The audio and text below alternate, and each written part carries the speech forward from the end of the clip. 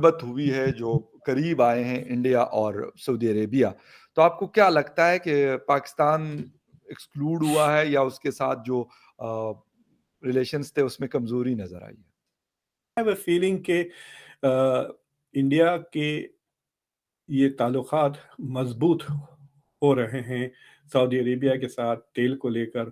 और जो सबसे इम्पोर्टेंट मुद्दा है जिसके ऊपर ये डायलॉग होंगे नवंबर 14 तारीख को जब ये मिलेंगे, is on rupee riyal trade.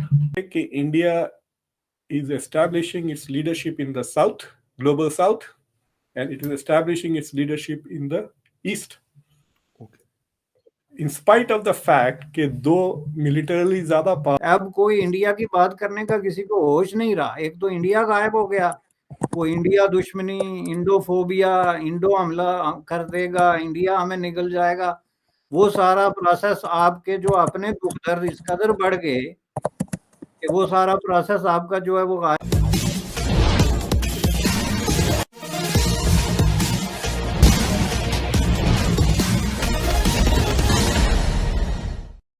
Saudi अरब के किंग भारत का दौरा करने जा रहे हैं। उसके पहले उन्होंने पाकिस्तान को गंभीर चेतावनी देते हुए कहा है कि वह अपना मुंह भारत, इंडोफोबिया और कश्मीर पर बंद रखे।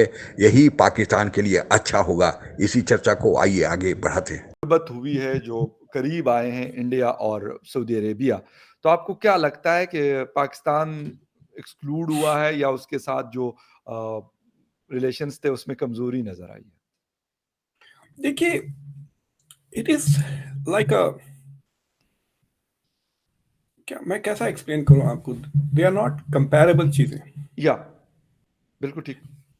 यूं मिसाल कर लें कि आप और मैं एक डील कर रहे हैं, गाड़ी आप मुझे बेच रहे हैं, मैं आपसे गाड़ी खरीद रहा हूं, ठीक है, 1-2 लाख का ट्रेड हो रहा है। बीच में बच्चा आके कहता है अब्बा अब्बा मुझे लॉलीपॉप दिला दें।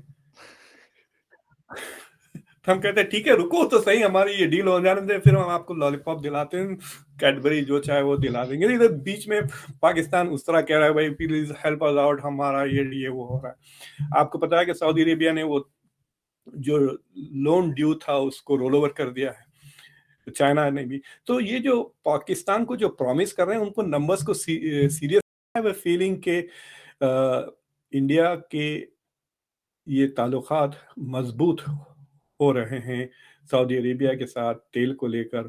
और जो सबसे इम्पोर्टेंट मुद्दा है जिसके ऊपर ये डायलॉग होंगे नवंबर 14 तारीख को जब ये मिलेंगे, is on rupee riyal trade.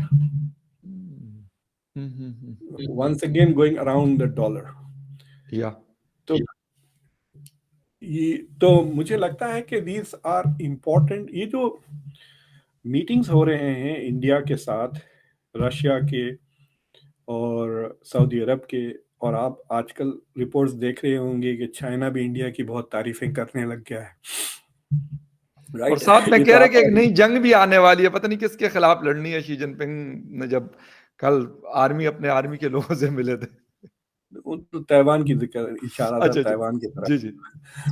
तो बट इंडिया की भी वो तारीफें करें, तो मुझे लगता है कि ये जो हाई लेवल पे जो डिस्कशन हो रहा है, दे आर एंटिसिपेटिंग कि रशिया की ये जंग ने जो इंटरनेशनल ऑर्डर है, वर्ल्ड ऑर्डर, उसको हिला दिया है।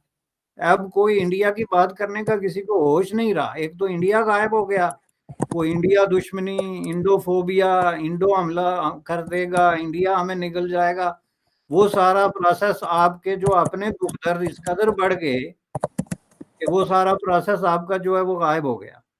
उसके साथ साथ पाकिस्तान के लोगों के असल मसाइल भी गायब हो गए। मैं समझता हूँ कि पाकिस्तान के दो बड़े मसले थे और हैं।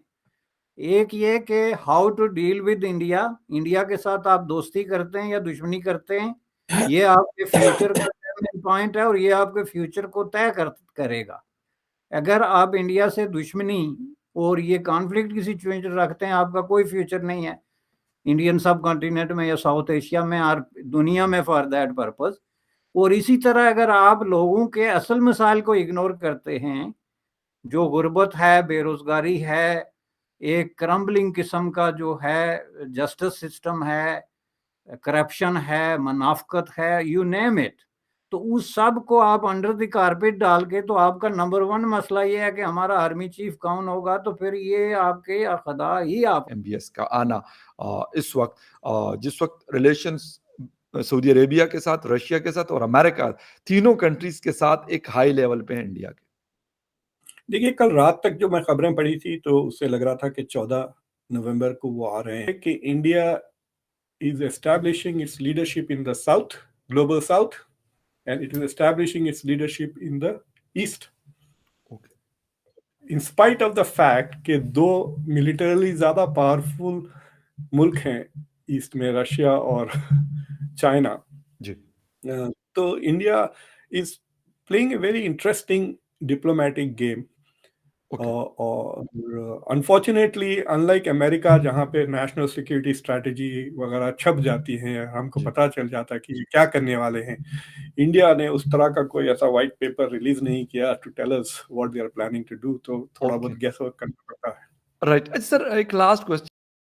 सिंपली कहता मैं एंटी अमेरिका हूँ, मैं एंटी इंडिया हूँ, इंडिया तो खैर उसके रडार से निकल गया, मैं एंटी फौज हूँ, तो लोग वो क्यों भूल गए सारा कैसे? आप क्या समझते पाकिस्तान के लोग ऐसे क्यों कर रहे हैं? लोगों का क्या मतलब, इन्फ्लेशन, महंगाई, महंगा पेट्रोल फिर मसला नहीं है बरसे साहब? देखें जी, ये मसला ना सिर्फ है बल्कि ये दिन ब दिन गंभीर होता जा रहा है। लोग क्यों कर रहे हैं? इसलिए कि लोग लीडरशिप की जो करिश्मा है और जो ट्रांस है उसका शिकार हो चुके हैं, और स्पेसिफिकली इमरान खान का। क्योंकि इमरान खान को लोग एक रेशनल बीइंग के तौर पे नहीं देख रहे। कल अगर वो कोई भी दावा कर दे तो मैं आपको पूरे यकीन के साथ कहता हूं कि लोग उसको डिसाउन नहीं करेंगे।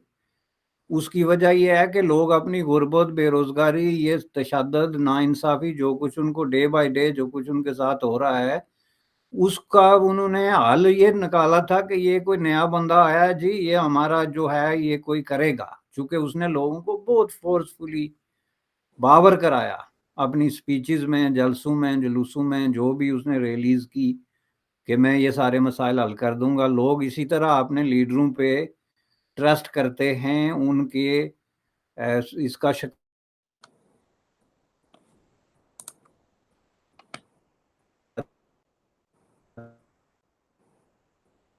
पाकिस्तान की पॉलिटिक्स के, और मैं आपको बता दूं ये दुनिया में मसाइल अब डिस्कस नहीं होते। रोटी, कपड़ा और मकान जो है ये बहुत पीछे रह गया है भाई। अब जो है वो तालीम और सेहत और इंसाफ की बात करती है। अब मुझे आप ये बताते हैं कौन सा मुल्क है जिसमें रोटी, कपड़ा और मकान जो है बुनियादी इंसानी हुकूक और कॉन्स्टिट्यूशनल ऑब्लिगेशन में आ गया है। दुनिया पाबंद है, अपने आप को पाबंद कर चुकी हैं रियासतें कि ये तो बुनियादी चीज है जो हमने करनी है, इस पे तो बात ही नहीं हो सकती। ये कौन सा नारा है भाई, रोटी, कपड़ा और मकान? अब नारा ये है कि तालीम क्या आप दे रहे हैं, और दे रहे हैं तो क्या, किस क्वालिटी और किस कीमत पे? आपकी सेहत जो है लोगों का क्या है? आपका निज़ाम इंसाफ जो है वो किस किस्म का? आपके जजेस जिस तरह की फैंसीफुल और फैंटासीज का शिकार हैं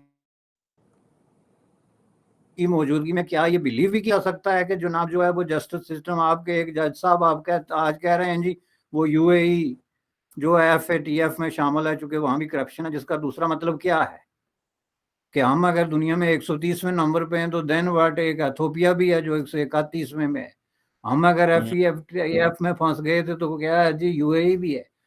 तो ये हालत है हम लोगों की। इसमें जो है आपको एक पूरा जो है एक जबरदस्त किस्म की तब्दीली जो है, बुनियादी तब्दीली उसकी जरूरत है। उसके बगैर पाकिस्तान के हालात जो है वो नहीं बदल सकते। आप अपने सबको छोड़ें, ये मिफ्ता इस्माइल की वो वीडियो चला दें अपने प्रोग्राम के शुरू में या आखिर में, और उसमें आप देखें कि उन्होंने पूरा गिन के बता दिया कि आज से 50 साल पहले इस मुल्क में अमीर कौन था। आप अगर हमसे जुड़ा रहना चाहते हैं तो कृपया मेरे चैनल को सब्सक्राइब करें तथा बेल आइकन भी दबा दें ताकि नई वीडियो की जानकारी तुरंत आप तक पहुंच जाए।